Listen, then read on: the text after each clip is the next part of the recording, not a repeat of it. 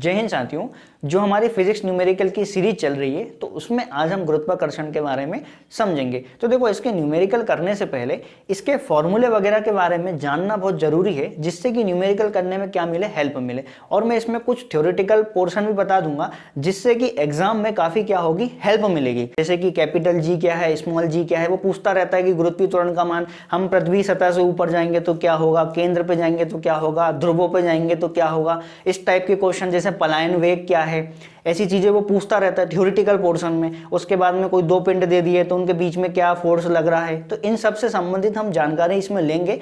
और इससे क्या होता है, एग्जाम में भर भर के क्वेश्चन पूछे जाते हैं, इसलिए ये 10 मिनट की क्लास हो, 20 मिनट की हो, ये बहुत ज्यादा हेल्पफुल होने वाली है। तो सबसे पहले मुझे ये बताना कि आखिरकार गुरुत्वाकर्षण है क्या।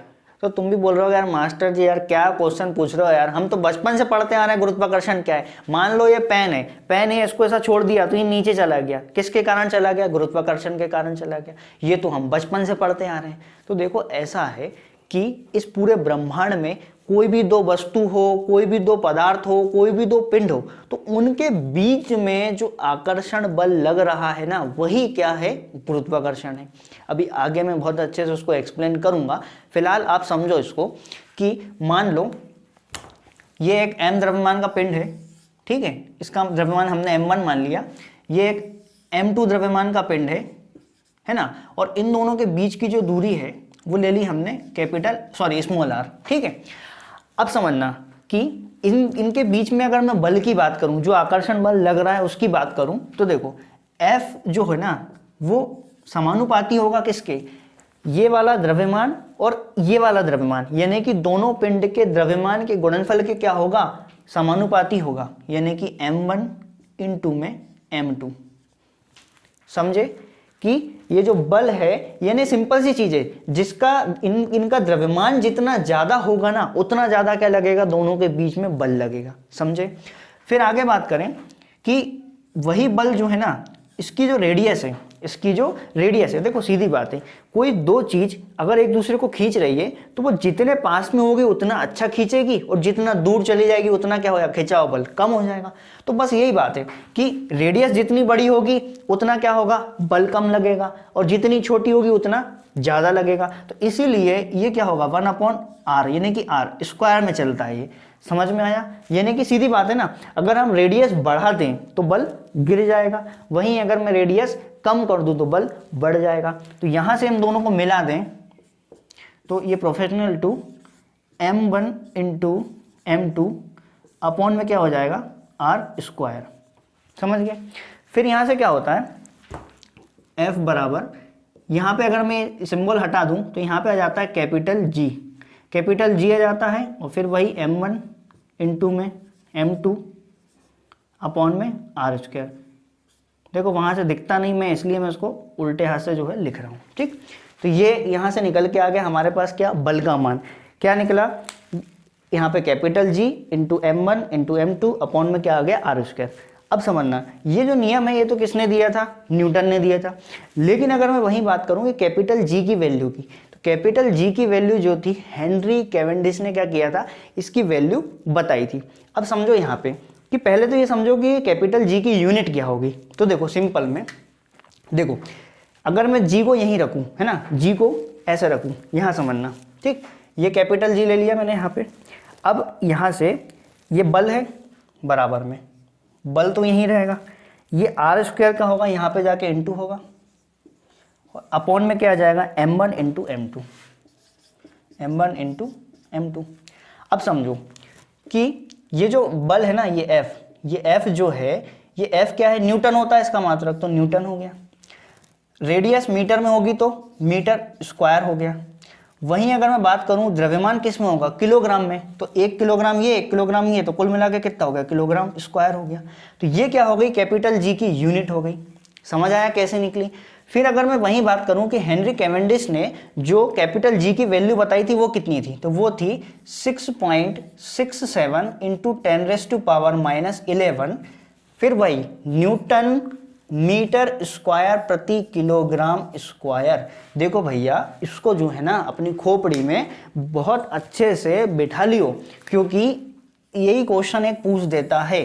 सबसे पहली चीज तो ये पूछता है कि कैपिटल जी की यूनिट क्या होती है, तो न्यूटन मीटर स्क्वायर प्रति किलोग्राम स्क्वायर। दूसरी चीज इसकी वैल्यू किसने खोजी, तो हेनरी कैवेंडिश ने खोजी। फिर वहीं कितनी वैल्यू है, तो 6.67 इंटू 10⁻⁻11 न्यूटन मीटर स्क्वायर प्रति किलोग्राम स्क्वायर। अच्छा, अब एक चीज ध्यान रखना कि ये जो वैल्यू है ना, ये जो वैल्यू है, ये क्या लिखा हुआ है, सार्वभौमिक गुरुत्वाकर्षण का नियम, यूनिवर्सल लॉ ऑफ ग्रेविटेशनल।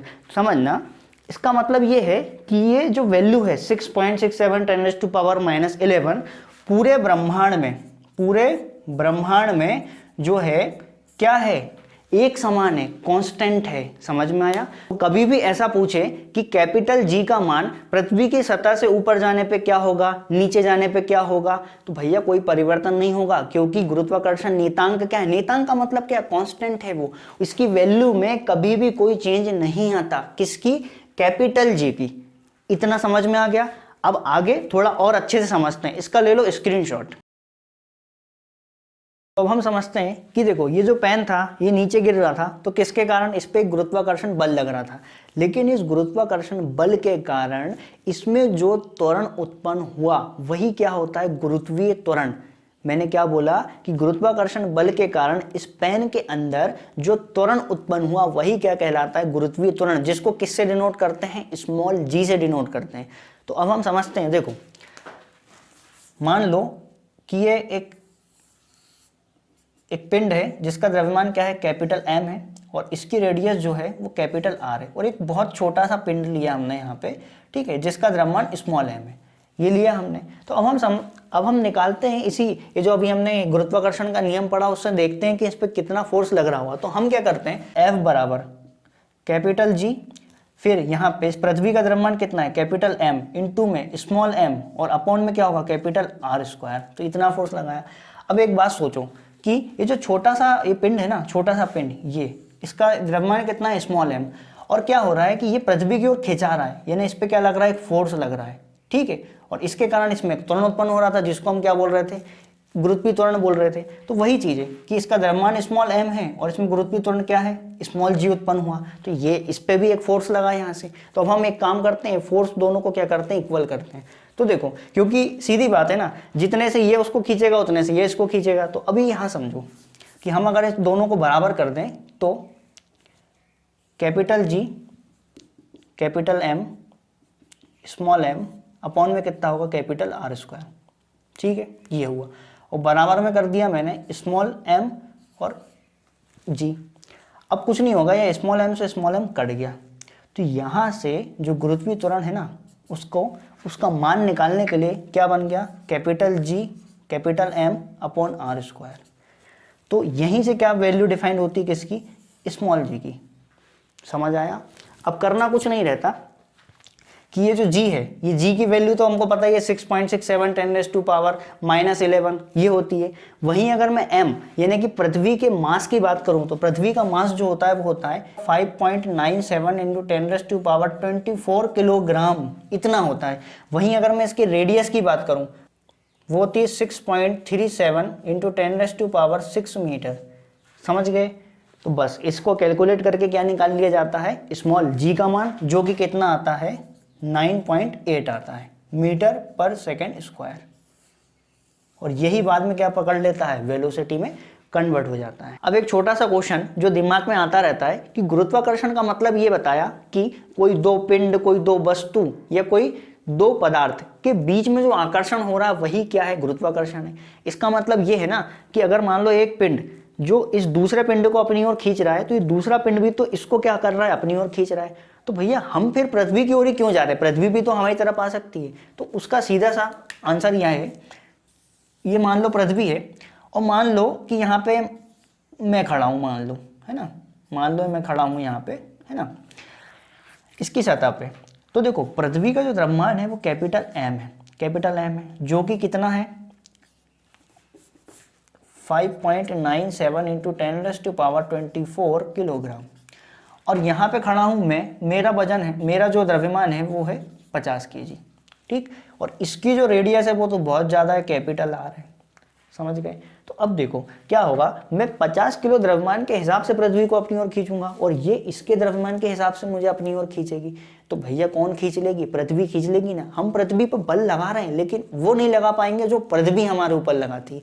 तो इसके कारण ये खिंचाव बल लगेगा ना, तो इसके कारण हमारे बॉडी में क्या उत्पन्न हो जाएगा, एक त्वरण उत्पन्न हो जाएगा, त्वरण, जिसको क्या बोल देंगे, गुरुत्वीय त्वरण कैपिटल जी, जिसका मान कितना होगा 9.8 मीटर पर सेकंड स्क्वायर। समझ गए।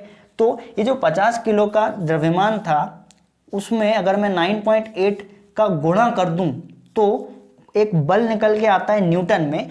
यही क्या करता है, हमको खींचने का प्रयास कर रहा है। मतलब इस बल से क्या होगा, ये बल हमारे ऊपर क्या है, लग रहा है। ये हमारा क्या होगा, यहां से वजन होगा। क्या होगा, वजन। इन दोनों का गुणा करोगे तो ये वजन आएगा, वजन, जो कि किस में होगा, न्यूटन में होगा। तो आई होप ये अच्छे से समझ में आ गया होगा। अब समझते हैं कि कैसे क्वेश्चन पूछे जाते हैं। तो क्या करता है, क्वेश्चन देगा कि कोई दो पिंड है, उनके बीच में गुरुत्वाकर्षण बल लग रहा है, अगर यदि उसकी रेडियस को दुगना कर दिया जाए तो बल क्या होगा। सीधी बात है, अगर मान लो रेडियस आप दुगना करते हो तो दुगना करोगे का मतलब स्क्वायर यानी क्या हो गई, वो 4 गुना होगी। अब 4 गुना तो हो गई लेकिन ये रेडियस तो बटे में है, यानी कि जो गुरुत्वाकर्षण बल क्या होगा, 1/4 हो जाएगा। फिर वहीं पूछेगा कि अगर मान लो रेडियस को आधा कर दिया जाए। अब रेडियस अगर आधा कर दोगे तो 1/4 होगी और फोर्थ क्या होगा, ऊपर चला जाएगा। तो 4 ऊपर चला गया तो अब गुरुत्वाकर्षण बल का मान क्या हो गया, 4 गुना हो गया। तो कुछ इस टाइप से सिंपल क्वेश्चन पूछता है। फिर पूछेगा कि मान लो उसका जो द्रव्यमान है, पिंड का द्रव्यमान है, उसको दुगना कर दिया जाए तो फिर गुरुत्वाकर्षण बल क्या होगा। तो भैया दुगना करोगे तो दुगना होगा, सिंपल चीज है, कोई भी एक दुगना करोगे तो दुगना होगा। लेकिन ये रेडियस के केस में क्या होता है, अपोजिट होता है, क्योंकि वो क्या चल रही, प्रतिलोम में है, व्युत्क्रमानुपाती है और स्क्वायर में है। यानी कि अगर मान लो दुगना करते हो तो 1/4 होगा। इतना कॉमन सेंस लगा सकते हो आप। फिर क्वेश्चन आता है कि चंद्रमा पे, मान लो चंद्रमा पे, पहली चीज तो चंद्रमा पे ग्रेविटी कितनी, तो देखो 9.81 जो होता है ना, उसका 1/6 होती है किस पे, चंद्रमा पे ग्रेविटी यानी गुरुत्वीय त्वरण। देखो ये इसकी एक्चुअल वैल्यू बता रहा हूँ, कभी ऑप्शन में आए कितना, g बराबर 9.81 होता है। इसको अपने बिल्कुल दिमाग में फिट कर लेना। तो चंद्रमा पे कितना होती, 6 होती। फिर एक क्वेश्चन पूछता रहता है, मान के चलो मेरा जो मास है वो पृथ्वी पे है 60 kg, ठीक, और अगर मैं चंद्रमा पे चला जाऊं तो मेरा मास कितना होगा। तो लोग क्या करते हैं, उसको 6 कर देते हैं और 10 आंसर लगा देते हैं, जबकि वो क्या हो गया वहां गलत। मास का मतलब क्या है, मैं कितने पदार्थों से मिलकर के बना हूं, मेरे अंदर कितना मैटर है, वही तो क्या है, मेरा मास है। अब एक बात बताओ, अभी मैं जैसा दिख रहा हूं वैसा का वैसा जाके चंद्रमा पे खड़ा होऊंगा ना। ऐसा तो है नहीं मेरा हाथ कट जाएगा, मेरा ये जो गर्दन कट गई, पैर कट गए, कि जिससे मेरा मास कम हो गया। अरे भाई मास तो उतना का उतना ही रहेगा। मास यानी कि द्रव्यमान मेरा कितना था, 60 kg था।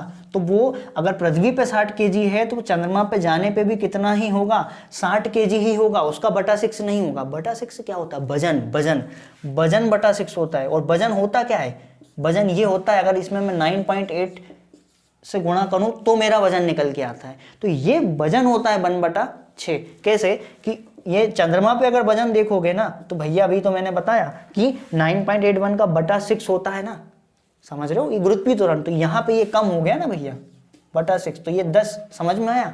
तो ये वजन क्या होगा, कम होगा, ना कि जो द्रव्यमान है वो। द्रव्यमान तो उतना का उतना ही रहेगा। एक कॉमन क्वेश्चन पूछता है तो इसको आप ध्यान रखना। तो अब हम समझते हैं गुरुत्वीय त्वरण से कैसे कैसे क्वेश्चन पूछता है। तो देखो मैं यहाँ पे लिखूंगा नहीं, आप बस यहीं से नोट कर लेना मेरी बातों को ध्यान से सुनते हुए।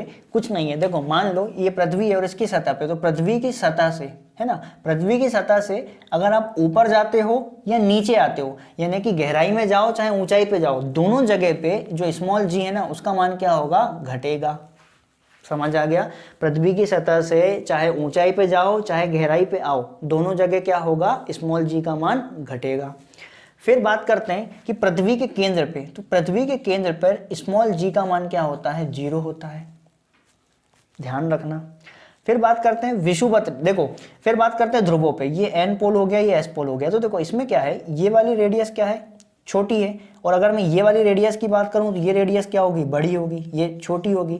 तो सिंपल सी चीज है ना, देखो रेडियस अगर यदि छोटी होगी तो फोर्स क्या लगेगा, ज्यादा लगेगा, यानी कि ध्रुवों पे क्या होगा, स्मॉल g का मान सबसे ज्यादा होगा।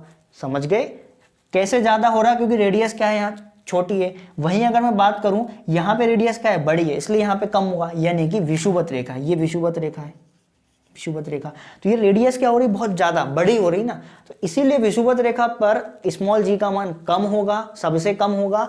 वहीं अगर मैं बात करूं कि सबसे ज़्यादा स्मॉल जी का मान कहाँ होगा, तो कहाँ होगा, ध्रुवों पर होगा। फिर सतह से चाहे ऊपर चले जाओ चाहे नीचे चले जाओ, इसका मान हमेशा घटता है और केंद्र पे क्या होता है, 0 होता है। तो इतना आपको ध्यान रखना ही रखना है। फिर देखो यहाँ से भी क्वेश्चन पूछ लेता है कि अगर यदि रेडियस को आधा कर दिया जाए तो ग्रेविटी पे क्या फर्क पड़ेगा। भैया रेडियस आधी होगी तो आधी का मतलब कितना होगा, आधी का मतलब होगा 1/4 का स्क्वायर, लेकिन ये पलट के ऊपर जाएगा ना, सॉरी 1/4 नहीं, 1/4 ही होगी। अगर आधा करोगे तो आधा करोगे इसका स्क्वायर तो 1/4 होगा, ऊपर जाएगा तो कितनी हो जाएगी, 4 गुना हो जाएगी। वही बोलता है रेडियस अगर हम दुगना कर दें, तो रेडियस अगर दुगना कर दोगे ना तो ये कितनी हो जाएगी, 4 गुना। 4 गुना का मतलब क्या, बटा 4, यानी कि जो ग्रेविटी होगी वो कितनी हो जाएगी, बटा 4 हो जाएगी। तो कुछ इस प्रकार से क्या है क्वेश्चन पूछता है। तो ठीक है, ये इतने क्वेश्चन हैं ग्रेविटी से रिलेटेड जो कि काफ़ी महत्वपूर्ण हैं और ये एग्जाम में बहुत ज़्यादा पूछे जाते हैं, तो इनको बहुत अच्छे से ध्यान रखना। 2 मिनट चीज़ों को रिकॉल कर लेते हैं कि गुरुत्वाकर्षण नियतांक जो है उसको कैपिटल जी से डिनोट करते हैं, वहीं गुरुत्वीय त्वरण को स्मॉल जी से डिनोट करते हैं। जो गुरुत्वाकर्षण नियतांक है वो क्या है, कोई भी दो वस्तु के बीच में जो आकर्षण बल लग रहा है वही क्या है, गुरुत्वाकर्षण नियतांक है। और वहीं अगर मैं बात करूं किसकी, गुरुत्वीय त्वरण की, तो उस गुरुत्वाकर्षण के कारण जो त्वरण उत्पन्न हुआ वो क्या है, गुरुत्वीय त्वरण है। फिर आगे बात करते हैं कि ये जो वैल्यू है ये क्या है, पूरे ब्रह्मांड में फिक्स है, किसकी, गुरुत्वाकर्षण नियतांक की। नाम में नियतांक लगा है मतलब constant, 6.67 into 10⁻⁻11 newton metre square प्रति किलोग्राम स्क्वायर। क्वेश्चन पूछा जाता है बिल्कुल एज इट इज। और जो स्मॉल जी है उसका मान हर जगह चेंज होता रहता है और इसका जो पृथ्वी सतह पर वैल्यू कितनी, 9.8 मीटर पर सेकंड स्क्वायर। तो ये कुछ इनके बीच में क्या डिफरेंस है जो कि बहुत अच्छे से आपके दिमाग में क्लियरिटी से बैठे होना चाहिए।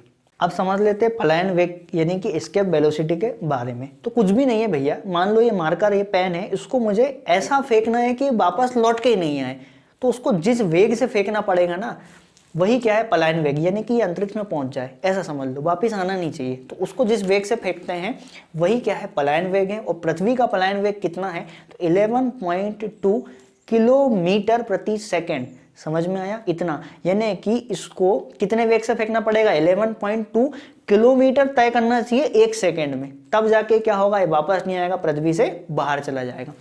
इसका फॉर्मूला होता है √2gm/r। बस इसको ध्यान रख लेना। ये पलायन वेग और इसका मान कितना पृथ्वी का,